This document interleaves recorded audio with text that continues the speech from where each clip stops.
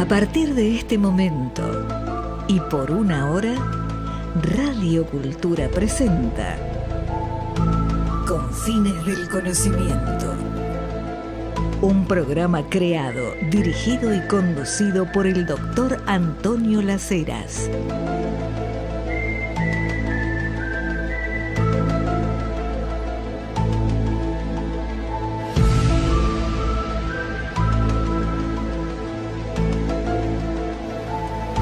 Aquí estamos nuevamente con Fines del Conocimiento y hoy realmente nos vamos a meter con un gran especialista en confines del conocimiento, ahí donde la ciencia, el conocimiento dice hasta acá entendemos, lo otro es una hipótesis, podría ser.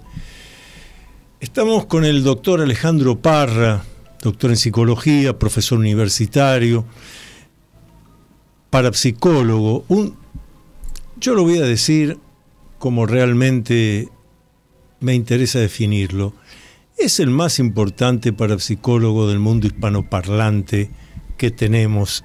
Él va a decir que no, yo tengo juicio crítico, es el más importante parapsicólogo del mundo hispanoparlante y además que ha tenido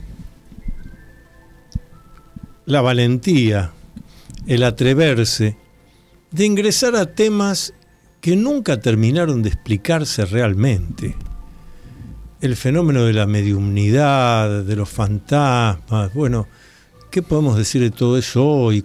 Ya no con el conocimiento de fines del siglo XIX, sino del siglo XX. Bueno, allí lo estamos viendo en pantalla Alejandro Parra, pero lo estamos viendo ahí esperando que le den las órdenes los técnicos de si ahora puede moverse ahora. Alejandro, muy buenas noches, gracias por estar de vuelta acá en nuestro espacio. ¿Qué tal? Un placer, Antonio, como siempre. Primer pregunta, me voy a poner como yo soy un oyente, acabo de ver el flyer de promoción del programa que dice mediumnidad, esto, lo primero que le diría entonces al parapsicólogo Alejandro Parra, y además doctor en psicología, es decir, psicólogo, esto lo pone en una situación especial. ¿Qué es esto de la mediumnidad hoy en 2025? ¿Cómo se define? ¿Cómo me la explicás? Yo no entiendo nada del tema, pensá así. Estamos hablando para los oyentes. Está complicado. Claro, te dije que lo íbamos a hacer complicado.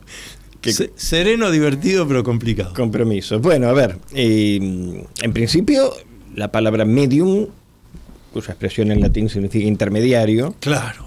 Se entiende entre los vivos y los muertos, digamos. Sí.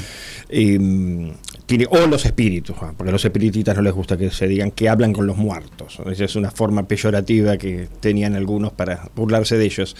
Pero en términos generales, la mediumnidad es hoy día se lo ve como un estilo de comunicación, una narrativa, a mí me gusta llamarlo así, narrativa, que involucra una forma en la que ellos se atribuyen ser intercomunicadores entre el mundo espiritual o de los desencarnados y aquellos que no tenemos el don de la mediumnidad, a pesar que los espiritistas en general, casi todas las líneas espiritistas, espiritualistas, sostienen de que todos somos mediums, digamos, ese eslogan así tan democrático. Yo no lo creo, en realidad creo que sí hay individuos que tienen alguna condición de sensibilidad singular, y los mediums forman parte de ese colectivo, ¿no? De lo que llamamos sensitivo. Yo ubico en ese sentido el sensitivo en un estilo, bueno, una condición cognitiva perceptual, o sea que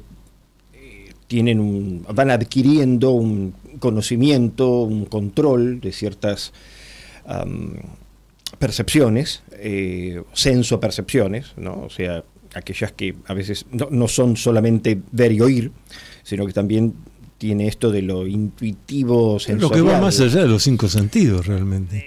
Bueno, sí, es una metáfora, sí, que es muy práctica para entender el fenómeno, pero desde el punto de vista psicológico, sí. En realidad son formas sensoriales y cognitivas, sensoriales y perceptuales, que aquellos que tienen esta capacidad reconocen, a veces confusamente, sobre todo en las primeras fases de esto que ellos llaman desarrollo, que en realidad yo sustituiría el desarrollo, que es la palabra más típica, ¿no? Lo habrás escuchado nombrar. Sí, desarrollo claro. de la mediumnidad, es un eslogan muy, muy usado.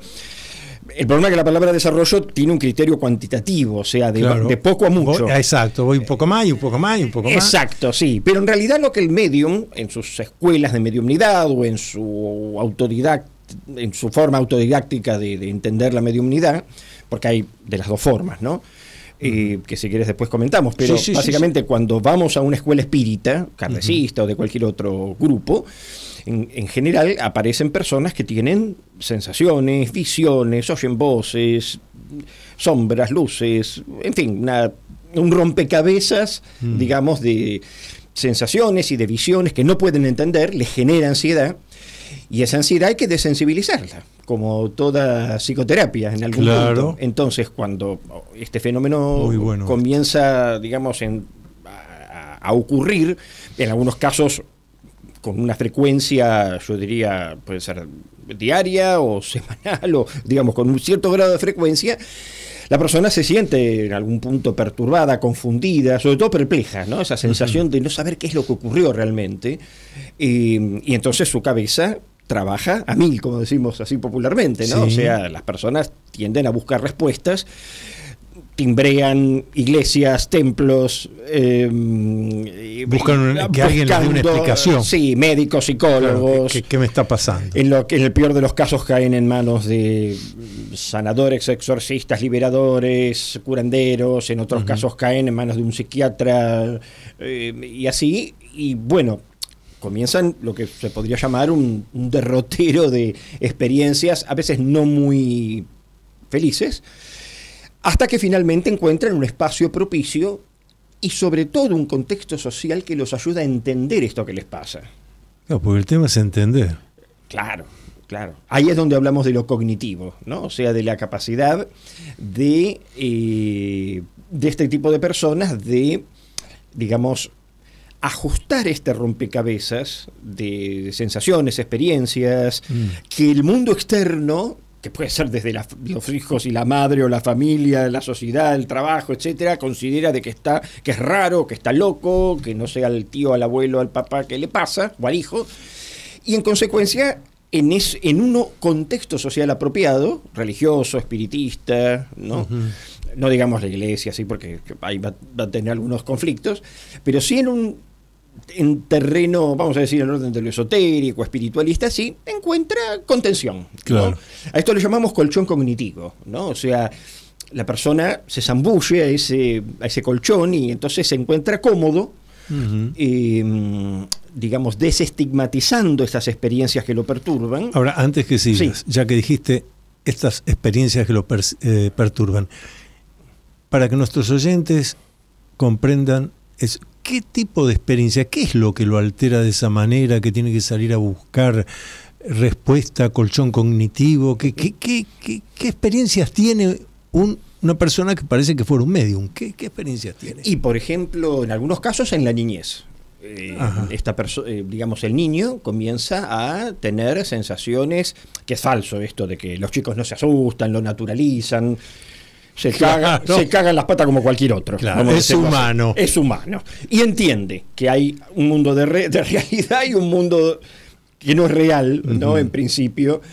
O sea, entiende esta distinción, ¿no? Sí. Y, por ejemplo, en la niñez hay muchos chiquitos que, vamos a decir, entre los 5 años aproximadamente, en la etapa preescolar, por decirlo así,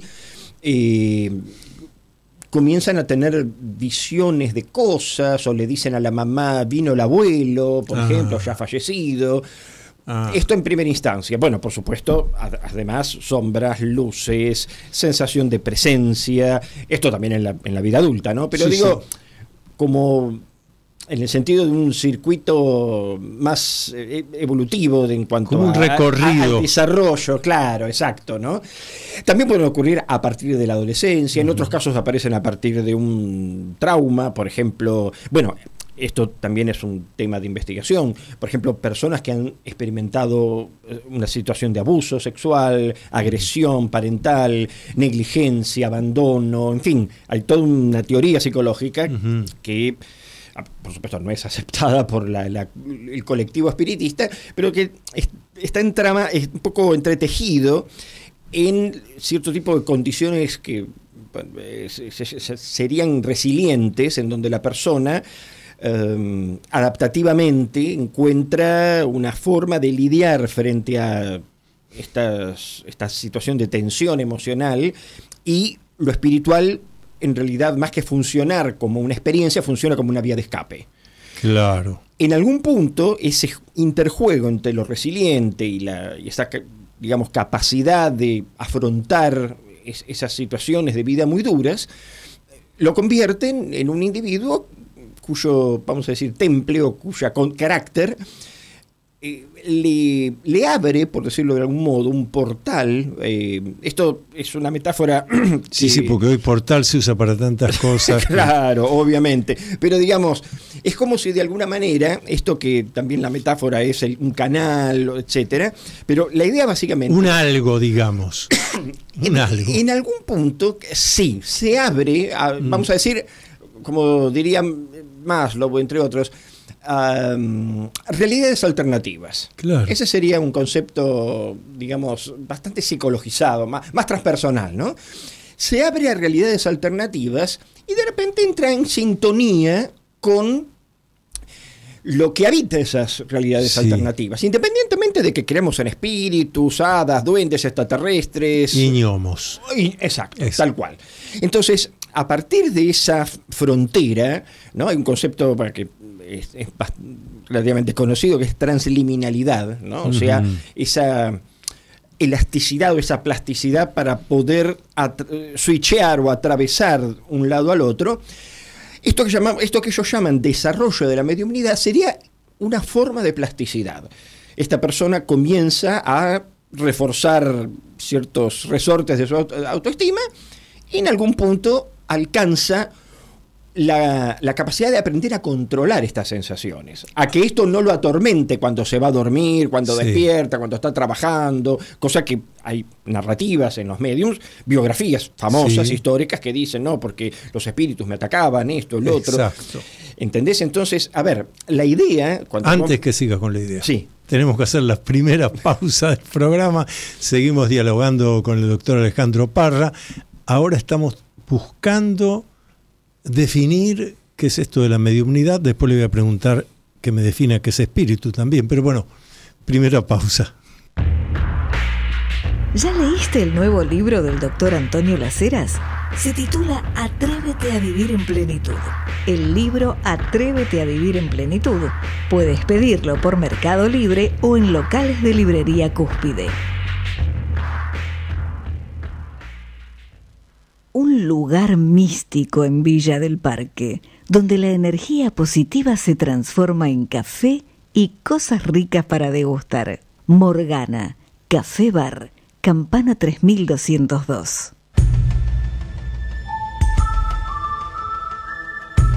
Usted está acompañando al doctor Antonio Las Heras en su programa Confines del Conocimiento, por Radio Cultura. Seguimos dialogando con el doctor Alejandro Parra. Nos estaba explicando qué se entiende hoy por mediumnidad, cómo poder definirlo. Pero antes de seguir, usaste un término, ahora 10 minutos, cuando dijiste, los espiritistas no les parece bien que se diga que el medium está en contacto con los muertos, sino con los espíritus. Pero hay que definir la palabra espíritu entonces. ¿Qué entienden por espíritu los mediums que dicen que están en comunicación no con los muertos, sino con los espíritus? Mirá, esa definición es compleja, porque eso depende de cada doctrina, cada grupo. Encontramos conceptos comunes. Más allá de lo que yo pienso, ¿no? el espíritu sería la condición más elemental, ¿no? Como el átomo para la física. Claro. Sería lo indivisible del sujeto. Y ese componente indivisible llamado espíritu, para los espiritualistas, contiene todo lo que somos, lo que es Antonio Lacera, su personalidad. La esencia. La esencia, entonces. exacto, tal cual. Excelente, claro, porque entonces de lo que están hablando es,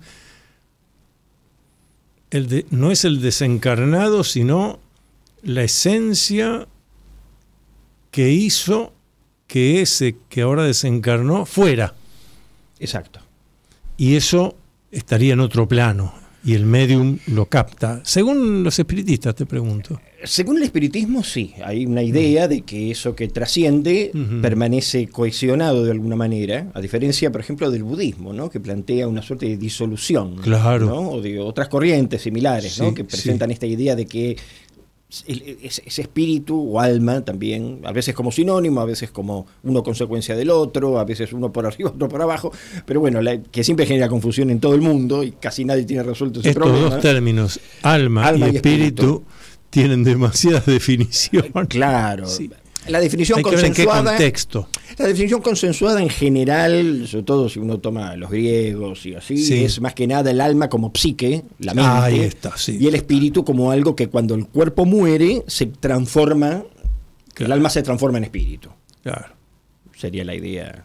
Ahora, el problema es esta cuestión de la cohesión, porque para el espiritismo es clave, porque si el espíritu permanece cohesionado, bueno, está en otro plano, o está en el aire, o está en algún lugar. Sí, está sin el cuerpo, pero está. Está desencarnado, claro. Está en algún lugar. Entonces, ¿y dónde va? Ese es el problema. Hay un problema de transporte, ¿no? ¿Dónde está el peaje? ¿Dónde está? ¿Cómo llega?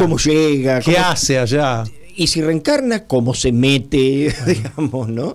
Hay toda una serie de cuestiones.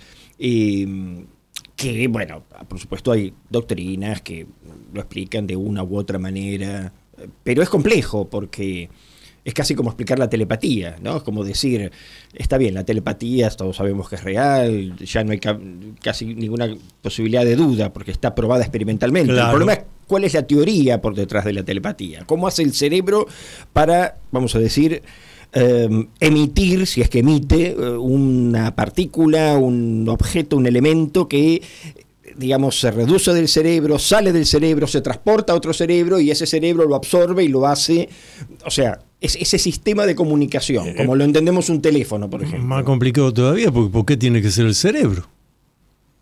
Aquí te traigo lo que nos enseñaba el sacerdote jesuita, parapsicólogo, licenciado Enrique Novillo Paulí. Él decía, ustedes busquen en el diccionario de filosofía la palabra espíritu. Y ahí van a leer que espíritu es aquello que prescinde del tiempo, de la distancia y de la materia. Las investigaciones experimentales en parapsicología determinan que el factor parapsicológico prescinde del tiempo, de la distancia y de la materia. Por lo tanto, el objeto específico de estudio de la parapsicología es la demostración de que el espíritu existe. ¿Qué hacemos? ¿Qué me decís? Ah, mira que es complicado. Está publicado eso. Y todo, ¿eh? Sí. Vos lo conocés, bueno, lo conocés bien. Bueno, sí, porque esa deducción era originalmente rainiana. Claro, Rain. Sí, bueno, Novillo Paulí estudió con Rain varios meses. Claro. En la Universidad de Duke. El único problema es que Rain era, a mi juicio, ¿no? Un poco más prudente en el sentido de que no utilizaba la palabra espíritu, aun cuando la creyera, porque en el entorno en que se manejaba, la palabra espiritual, sobre todo el conductismo de la época de los años 30, no era muy bien visto. Entonces él utilizaba un término que es no físico. Exacto. No físico, exacto. Entonces, cuando vos definís las cosas por lo negativo, nadie te puede juzgar. Pero qué interesante, porque de vuelta todo es de acuerdo a las variables intervinientes. Rain era doctor en biología. Novillo Paulí, licenciado en filosofía. Rain, si bien la Universidad de Duke es una universidad credencial, no era sacerdote ni pastor, Novillo Paulí era sacerdote jesuita para mejor, no es cualquier cosa, que siempre decimos son los que buscan a través de la razón, de la ciencia, demostrar que Dios existe, claro. No la creencia, se lo vamos a demostrar. Bien, entonces cierra bien el hecho de que Novillo se atreviera más allá, de acuerdo a las variables de su propia óptica, etcétera, y decir esto de... Señores, es la parapsicología el estudio del espíritu. Ahora, lo de Rain de lo no físico, como lo de Novillo Paulí, decir lo espiritual, lo que a mí me interesa destacar, y a ver qué te parece a vos, es que ambos lo que están diciendo, miren que esto no forma parte del cuerpo humano. No, claro. Esto lo que, por eso cuando vos recién decías, porque será que el cerebro emite, yo digo, ¿por qué metemos al cuerpo en esto? ¿Por qué? Esto es algo del orden de lo no físico, ¿no? ¿Estará en algún lado? Lo que pasa es que los procesos mentales, sí, y uno si asume que la telepatía es un proceso mental, debería, por lógica, pensar que son consecuencia de una acción cerebral. Debería. Claro. Porque el pie no tiene neuronas. El pie no tiene neuronas. El hígado no tiene neuronas. Sí. Hay alguna que otra neurona, glioma, que se llama, pero acá está todo hasta donde sabemos, al menos está todo el proceso. Entonces, bueno, es como... Ahora, lo que vos decís es correcto, en este sentido. Adelante. La mente, el cerebro está encapsulado en un cráneo. Claro, sí, está ahí. La mente no está encapsulada en el cráneo. No, muy bien. El punto es que la frontera de la piel, nuestro sistema nervioso central, por decirlo de algún modo, termina en la piel. El problema es que la parapsicología es la única disciplina que creo que hasta ahora entendemos que examina las funciones de la mente más allá de la frontera de la piel. Totalmente. Uno hasta podría decir, bueno, la psicoquinesis es una especie de control remoto. Yo acciono un mecanismo y hago que el televisor se prenda. Ahora, imagínate si no existiera un control remoto, yo me concentro en el televisor y el televisor cambia de canal. Pucha. Es que si me comentás eso a mí, yo te digo, es que yo estoy seguro que podemos hacer todo eso. Ahora, no nos olvidemos, porque ahora algún oyente nos va a escribir y nos va a decir, bueno, si somos capaces de hacer eso, ¿por qué no lo hacemos? Se los voy a explicar. Los fenómenos parapsicológicos están presentes en la historia de la humanidad desde que tenemos noticias. Ahora, a lo largo de toda la historia de la humanidad, eran producto de los dioses.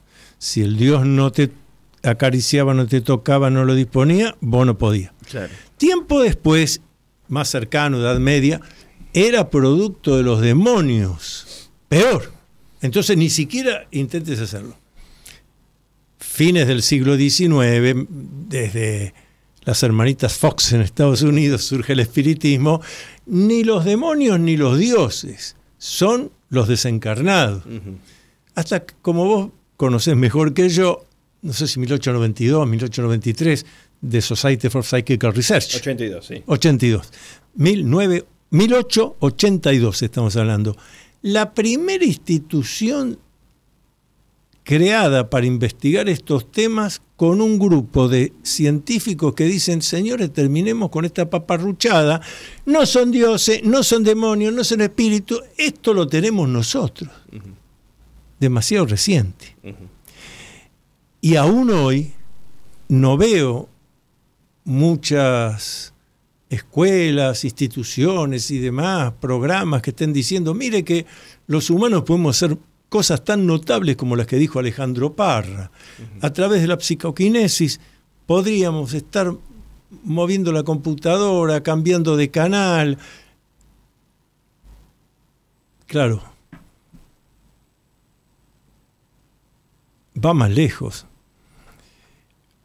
Algunos experimentos que después más tarde te quiero preguntar de parapsicología porque veo un paralelo, pero si hemos podido investigar en laboratorio la influencia del factor parapsicológico en el crecimiento de semillas, en la curación de heridas, o a la inversa, la inhibición y la no curación. Bueno, hasta podríamos ayudar a otros a distancia y ayudarnos a nosotros mismos. Tiene un problema muy grande la parapsicología. Si esto se desarrolla, se hunden los más grandes negocios del mundo, caen. Nadie compra más controles remotos, por poner los dos ejemplos que estamos dando acá, y cuántos medicamentos y cosas se dejan de fabricar porque yo solo puedo, y hasta puedo ayudar a mis seres queridos a distancia. Es complicado. Y es complicado, claro. Cuando hablábamos del control remoto me acordaba de una anécdota que seguramente... ¿Tu papá nunca te mandó cuando estaban almorzando? ¿Andá y cambiá el canal? Sí, claro. A mí también me lo hizo. ¿Sabes Claro. cuántas veces pensé cómo me gustaría concentrarme y hacer el cambio de canal sin tener que dejar Lo pienso la y- sopa y tener que Sí. pararme 3 metros y cambiar el canal? Bueno, a ver, ¿cuál es la idea? Sí, correcto, básicamente, sobre esta cuestión.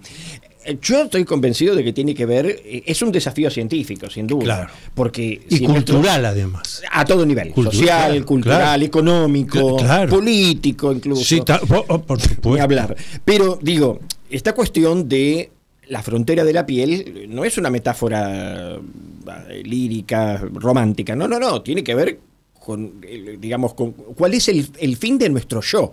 ¿Dónde está Alejandro Parra? ¿Dónde está Antonio Lacera? ¿Dónde estamos dentro de este cuerpo, verdad? Claro.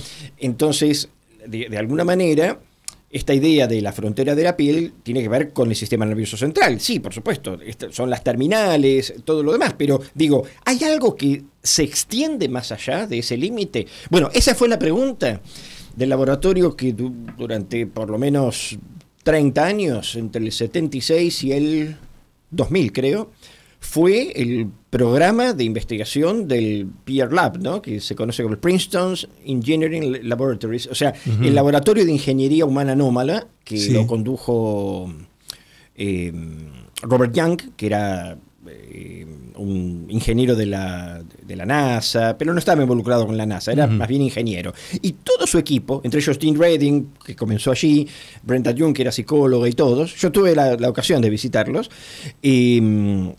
diseñaron una serie de procedimientos para evaluar matemáticamente y físicamente lo que ellos llamaban desviación humana anómala, o sea, Ajá. el modo, sobre todo poniendo más particularmente el énfasis en la psicoquinesis. ¿Por qué? O sea, el movimiento de objetos a través del factor parapsicológico. Exacto, tal cual. Pero ¿cuál era el propósito de ese laboratorio? ¿Y cuál era su agente financiero central? Sí. Entre otras agencias, ninguna estatal, por supuesto, Sí. que estaba ocupado en otra cosa, sino más bien la empresa Boeing, de los aviones. La Boeing. La Boeing dijo, vamos a subsidiar investigación porque nuestros pilotos, si parece un poco prosaico esto, pero Sí, te juro que es así. Pero Está el dinero documentado. lo pones para algo prosaico, no hay duda. Así que... La cuestión es, si un piloto y su copiloto o algún miembro de una tripulación se encuentran en un estado alterado de conciencia, viste que vos a veces ves a los comandantes de los vuelos cuando entran, ¿sabes? Son como caballeros, Sí. parece que te transmite seguridad, Claro, serenidad, serenidad, aplomo. exacto, tal Claro. cual, son sumamente seductores, las mujeres mueren cuando ven un ¿no? Y las mujeres son hermosas, o sea, a ver, ¿a qué voy? Voy al hecho de que la Boeing se preguntó una vez, los ejecutivos, ¿no? Se preguntaron, ¿qué pasaría si de repente un piloto se acaba de divorciar, falleció un hijo o tuvo alguna cuestión, sobre todo emocionalmente desequilibrada? Claro, intensa. Y no es que solamente, ahí viene la hipótesis escéptica, que apretó mal un botón. No, Sí. no. En su estado emocional genera un campo que altera esa tecnología. Interesantísimo. Entonces, a partir de ese punto, digamos, se fue, a partir de ese ejemplo un poco metafórico, un poco aparentemente ficticio, Sí, pero muy concreto. pero, digamos, se jugaba nada más ni nada menos que la seguridad aeroportuaria. Claro.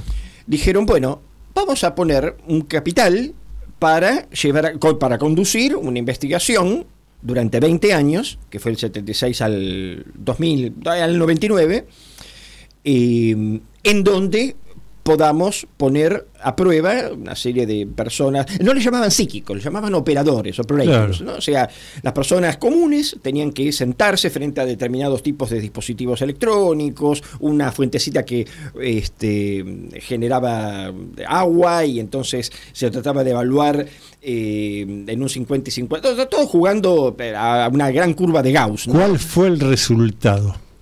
No, el resultado sí, definitivamente puso en evidencia la influencia de la mente sobre esa tecnología. O sea, sí, efectivamente, la hipótesis esta de que efectivamente se comprobó. El piloto podía, a ver, no el piloto en sí mismo, pero uno lo que piensa, y ahora está esta idea sobre el tapete, sobre todo con la computación cuántica. Claro. Porque como toda esta cuestión del enlazamiento cuántico, la teoría del observador, yo no soy físico, así que me perdona si hay algún físico que conoce más del tema, pero hay toda una serie de modelos teóricos, sobre todo en la física cuántica, que asumen de que efectivamente hay esta cuestión del enlazamiento cuántico, el loop, toda una serie de cuestiones que supuestamente la observación afecta al observado, y esto claramente uno utiliza computadoras cuánticas u otros tipos de tecnologías cuánticas que ya están comenzando a aparecer.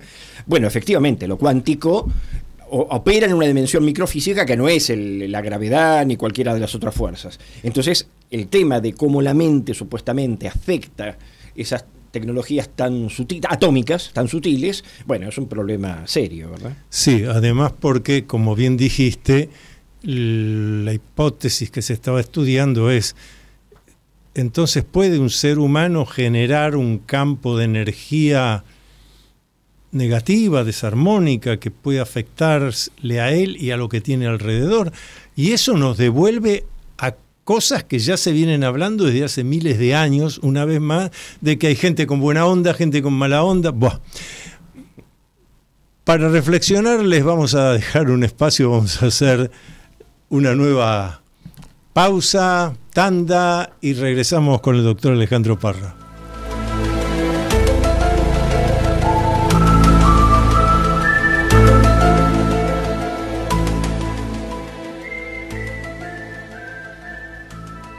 Una joven estudiante de música sufre un accidente del cual milagrosamente sale ilesa. Es recibida por una extraña familia que le da apoyo y consuelo. Sin embargo, descubre que algo no funciona bien. ¿Quiénes son? ¿Qué secretos oscuros esconden?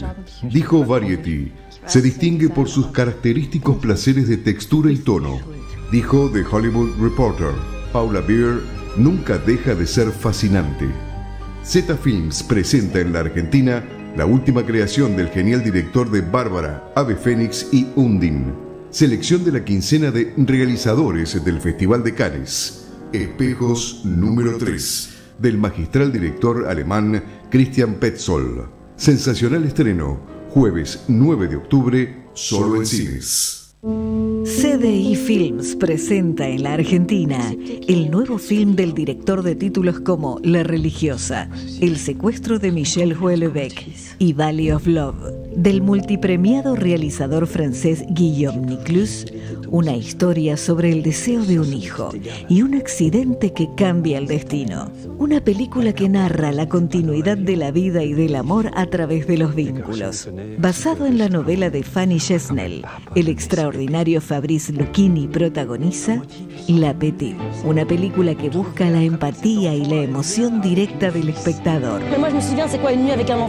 La Petite, la coproducción entre Francia y Bélgica que emocionó a Europa, llega a la Argentina.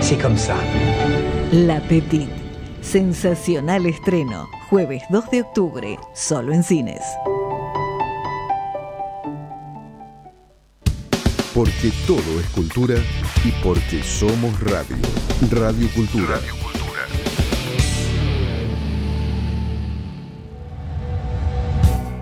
Todas las actividades del Dr. Antonio Las Heras. Investigaciones, cursos, libros publicados, conferencias, están en su web www.antoniolaceras.com. Entonces, recuerda visitar www.antoniolaceras.com.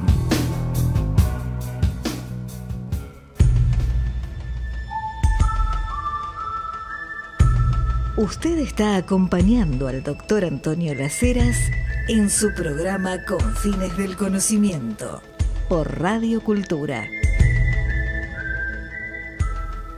Estamos dialogando con el doctor Alejandro Parra sobre parapsicología, algunos temas que han sido muy tratados por los espiritualistas, los esotéricos, y estábamos hablando recién de cómo un trabajo de investigación que llevó 20 años en una universidad y que termina demostrando que es verdad que frente a ciertas variables psicológicas la persona puede estar, para entenderlo rápido acá, emitiendo una energía armónica positiva o una energía negativa, cosa que se viene hablando desde hace milenios.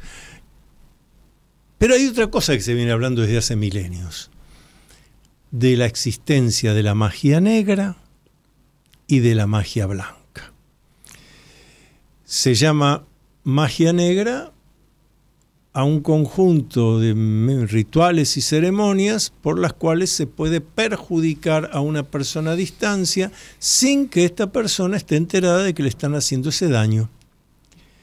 Y se llama magia blanca a un conjunto de ceremonias y rituales por los cuales se dice que se puede ayudar, liberar de una mala onda, sanar, ayudar a que concrete algo a una persona a distancia sin que la persona esté enterada. A mí, cada vez que yo pienso en los resultados hechos en laboratorio con control de todas las variables y que se han hecho en miles de oportunidades y que ha ocurrido lo que ahora les voy a decir, yo digo, pero esta es la demostración científica de que lo que se llama magia negra o magia blanca existe.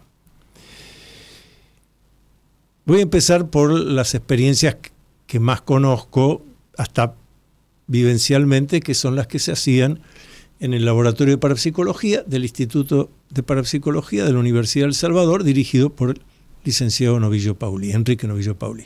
Bueno, él trabajaba con las semillas de centeno. Y entonces, tal como en otros lados ocurrió, pedía a gente que ni siquiera conocía dónde es que estaba el laboratorio. Mire, tengo 500 semillas de centeno de un lado que voy a llamar objetivo. 500 al otro lado que voy a llamar control. La misma aireación, la misma humedad, todas las variables controladas. Yo lo que le voy a pedir a ustedes es que un ratito, ni siquiera se conocía el grupo, un ratito a lo largo del día piensen en esas semillas, piensen que crecen, imagínenlas creciendo bárbaro. Y como vos conocés, Alejandro, los resultados después daban que algo que no era al azar había hecho crecer, había fertilizado al grupo objetivo. Pero como ya había advertido Rhine en la Universidad de Duke, cuando tomaba para los sujetos para hacer el experimento a alumnos que estaban en época de exámenes finales, resulta que las semillas objetivo crecían menos que control. O sea, en vez de fertilizar, inhibía el crecimiento. Ya no en el laboratorio Novillo Pauli, pero sí Rhine y muchos otros que vos conocés, el experimento de 20 animalitos, 30 conejitos de India, que se le hacía un tajo a todos igual. Bueno, este es objetivo y este control. A control no lo toca nadie, objetivo ustedes transmitan, cicatrizaban mejor, no se infectaban. Pero si se le pedía a gente que estaba atravesando situaciones límite, un examen final, o como decías antes, un divorcio, alguien que además aquel que acaba de fallecer su esposa, etc., objetivo, cicatrizaba, mejoraba, no, eso lo hacía control. Los animalitos que estaban siendo, se supone, transmitidos, que mejoraran, no cicatrizaban, había infecciones. Alejandro Parra, esto es la magia negra y la magia blanca. Solo que demostrada en laboratorio. ¿Cómo lo ves? Mira, vos sabés, yo no tengo una posición tomada sobre el concepto de magia así en un sentido ritual. No, pero me refiero a lo que tradicionalmente se entiende. Sí, pero vos estás suponiendo de que el efecto de un hechicero es a causa de una actividad parapsicológica, digamos. Claro. Vos sostenés esto. Claro.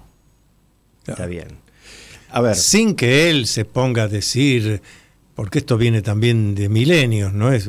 Voy a usar mi factor parapsicológico. No, claro, obvio. Le enseñaron que haciendo tales ceremonias y tales rituales y esta cosa, si tiene una hebilla que usó en el cinturón aquel que lo vamos a atacar. Se puede cuando se cree que se puede, cuando uno está convencido. Sí. Bueno, vos sabés que ese es un largo debate y yo creo que no está concluido. Adelante, ponernos al tanto.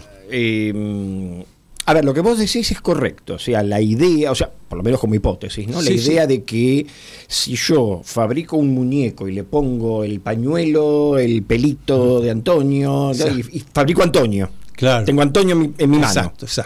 Y en consecuencia, lo que sería, de acuerdo a los antropólogos, por magia imitativa, exacto. Yo entonces puedo, al dañar al muñeco, afectar a Antonio, enfermarlo, volverlo loco, matarlo. Sin que Antonio esté enterado, nada, y esté viviendo a 1000 kilómetros. Ese es el problema. Ese es el problema. A ver, ahí viene el desafío. Si está enterado o no está enterado. Mirá, te voy a contar una muy pequeña anécdota. Yo nunca estuve en Haití, en Puerto Príncipe, pero tengo un colega que sí. Psicólogo amigo, tuvo la oportunidad de visitar por una serie de razones diplomáticas y así. Y estuvo en un ritual vudú. Y una anécdota que nos contó en un encuentro era muy divertida en algún punto, porque se encontró con un famoso Hugan, ¿no? Que son los Hugan y Mambos. Hugan son los hechiceros varones y los Mambos son las mujeres. Le preguntó a un Hugan acerca de su magia, su hechicería y así. Porque estaba también de moda en los medios de los 80 el tema de la glándula del pez, que se extrae y zombifica y toda esa cuestión, bueno, que generó la famosa película La serpiente y el arco iris, ¿recordás? Sí, claro. Bien. Bueno, era justamente ese periodo. Y bueno, es más, visitó el autor de La serpiente y el arco iris estuvo en Buenos Aires hace muchos años. Y yo le hice una nota para la revista Semanario. Ahí está, exactamente, tal cual.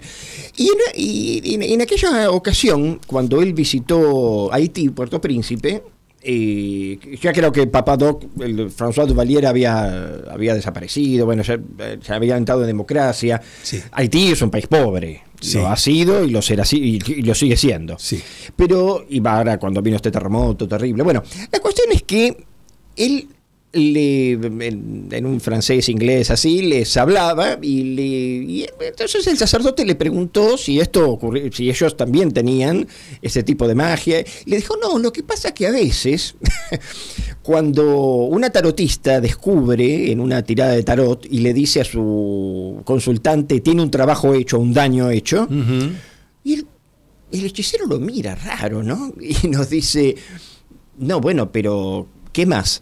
Bueno, sí, efectivamente, hay quienes hacen muñecos y los hechizan. Ah, bueno, sí, pero la víctima, le pregunta el Hugan, el sacerdote, la víctima, ¿está enterada de eso? Dice, no. ¿Y cómo lo sabe? No, porque el tarotista lo ve y el tipo dice que se echó a reír. Y dice, ¿por qué se ríe? No, lo que pasa es que ustedes lo hacen mal. Interesante esto. Sin tener la más remota idea ni siquiera cuál es la capital de Buenos Aires, cuál es la capital de Argentina. Y le dice, no, así no se hace un trabajo de magia. El trabajo de magia consiste, desde el punto de vista mágico, en que usted fabrica un muñeco o cualquier otro elemento, la foto dentro del sapo, lo entierra, pero su víctima tiene que estar al tanto, en primer lugar, de que ese sapo o ese muñeco es para usted. Existe, que ese mago, brujo o hechicero es verdaderamente poderoso, lo cual vale una fortuna, por otra parte. Obvio. Y que ese objeto está enterrado efectivamente en la casa, o en el patio, o en el jardín, o en algún lugar. ¿Qué es lo que ocurre entonces? Bueno, la víctima se entera como si fuera un anónimo. Sí, usted tiene sí, enterrado, claro. efectivamente, y le dicen el planito dónde está. El tipo va con la pala, cava. Encuentra.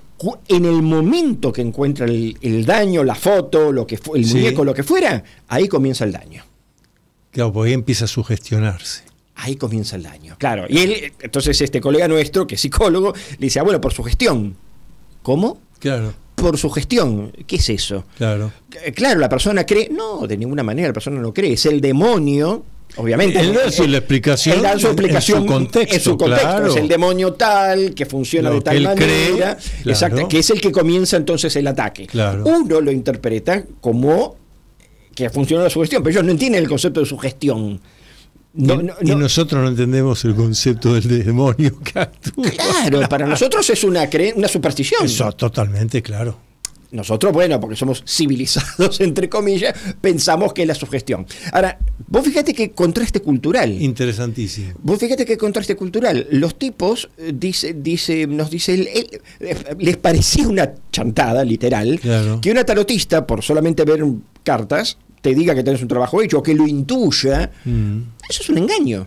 En realidad el daño, digamos formalmente, Sí. teóricamente, comienza. Entonces, ¿qué pasa? Obviamente que uno lo interpreta desde el punto de vista que la víctima es suficientemente sugestionable, porque otro, ¿qué es lo que hace? Lo que hacía Quevedo, iba a buscar los trabajos que le hacían a Padre los... González Quevedo, claro. El famoso museo de... Háganme del Club. trabajos, tráigame, háganme hechizos. Sí, Pero ese claro. famoso museo, ¿sabes cómo se obtuvo? Sí. Porque a Quevedo lo llamaban de tal o cual lugar, venga a buscar, Sí.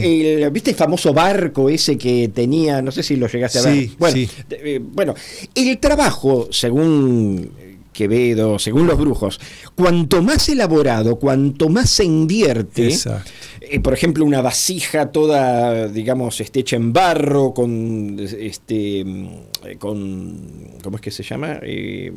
Con señales o con palabras, pero es un objeto hermoso, literalmente. Se vuelve una obra de arte. Es una obra de arte. Una obra de arte. Pero esa obra de arte, supuestamente, Claro, es la que te va a contiene afectar. el daño, claro, el demonio está escondido ahí. Exactamente. Cuando vos lo descubrís, ese demonio, ¡pum!, Ahí. ingresa, y ahí es donde comienza. Por eso los trabajos son caros. Son caros, Claro.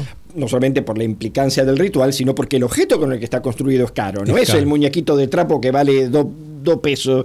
¿Se entiende? Exactamente. Entonces, digamos, la idiosincrasia es distinta. ¿Qué es lo Sí. que pasa entonces? Ahí viene lo interesante. ¿Qué pasa? Cuando la víctima ve el trabajo y sabe de quién proviene, Sí. es como el equivalente a un sicario. Acá, Claro. supuestamente, pagás X cantidad de plata para matar a uno. Allá, como son más pobres, utilizan un brujo Pero con la misma finalidad. con la misma finalidad. Supuestamente, si la Claro. persona es sugestionable. Después viene lo que ellos llaman el contraconjuro, que sería... Detenete.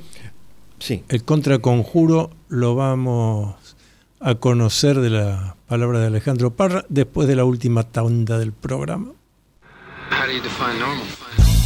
Seguramente escuchaste hablar mucho sobre masonería, pero ¿qué conoces realmente de los enigmas y misterios de la masonería?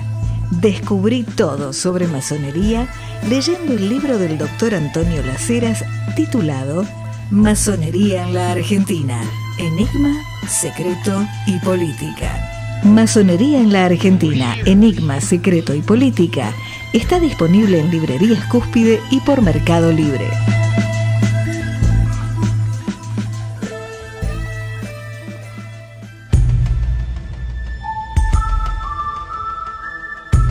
Usted está acompañando al doctor Antonio Laceras en su programa Confines del Conocimiento por Radio Cultura.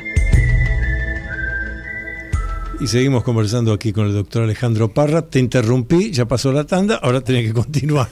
Nos dejaste en ascuas. Con el contraconjuro. Bueno, a ver, yo no sé si esto realmente al día de hoy se sigue practicando, si hoy los brujos vudú saben lo que es la sugestión, son psicólogos o qué, pero esa era la anécdota del momento. A mí me Claro. causó mucha gracia. Después viene el contraconjuro, porque vos pensás que esto hasta es una industria. Claro, el conjuro es lo que llamamos magia negra, pero el Exacto. contraconjuro es la acción por la magia blanca. Claro, y que Exacto. tiene su costo, porque es una religión muy comercial, en el sentido de que cada cosa tiene su precio. Bueno, Literal. pero Que nunca mucho costó poco. Tal cual.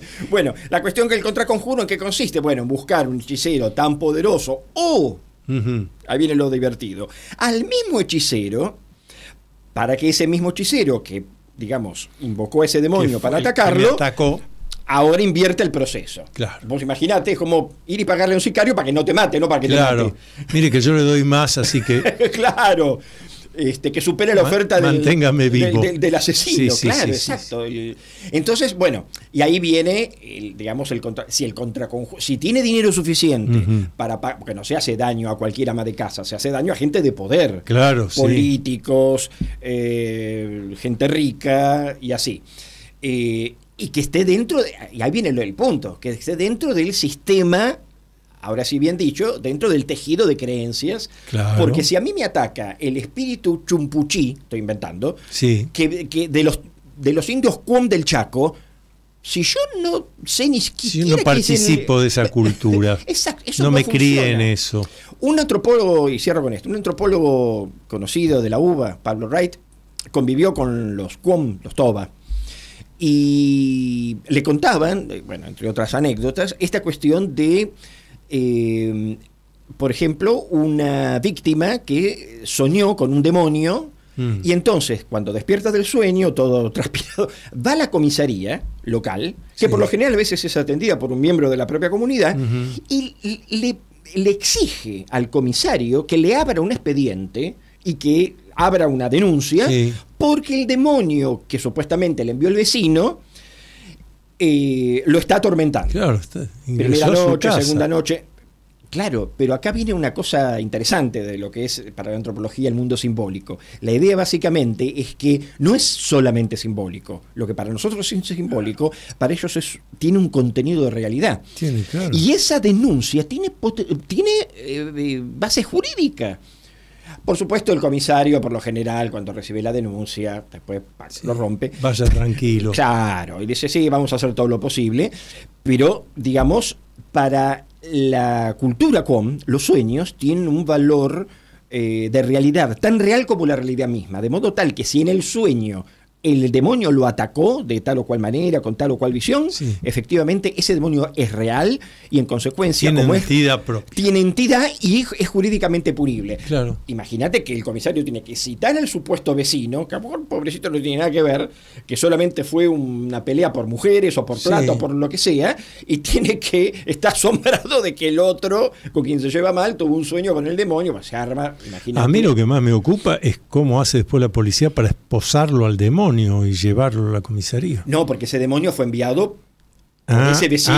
Claro, no tengo que buscar al intermediario, sino al causante, claro, que es el vecino. Exacto, el supuesto el sicario es el demonio, el que pero te manda.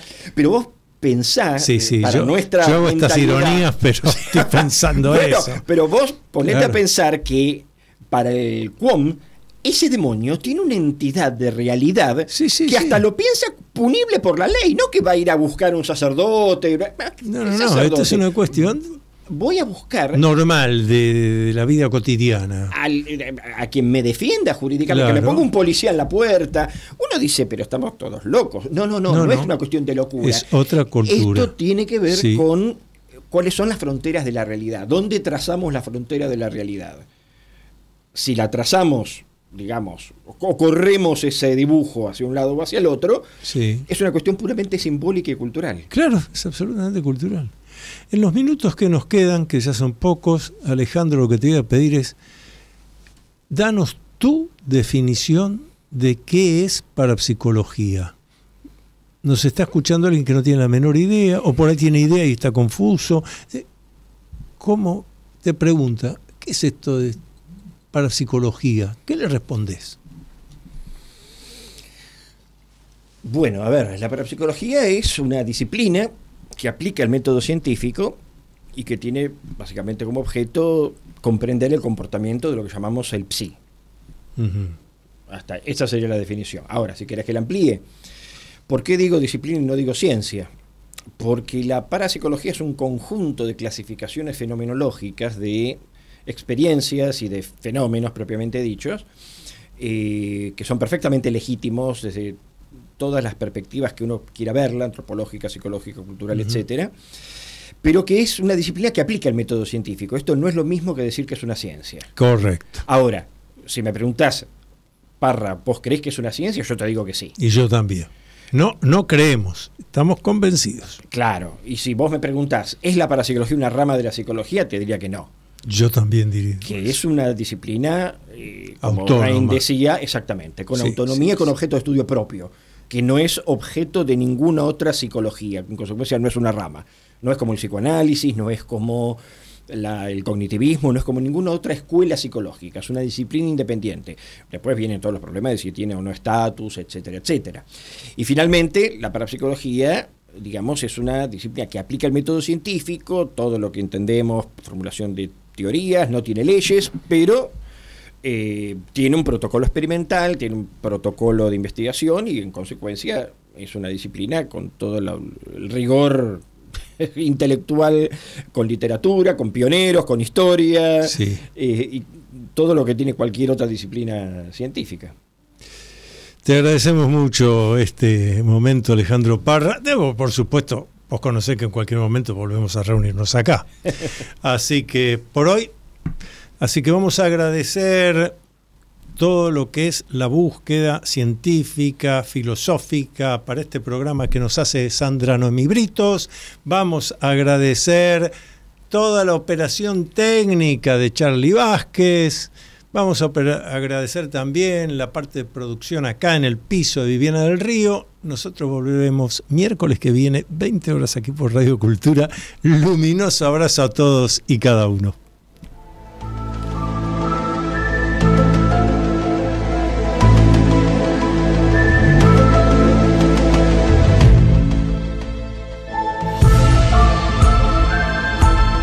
Hasta aquí, usted acompañó al doctor Antonio Las Heras en su programa Confines del Conocimiento. Regresamos el próximo miércoles a las 20 horas por Radio Cultura.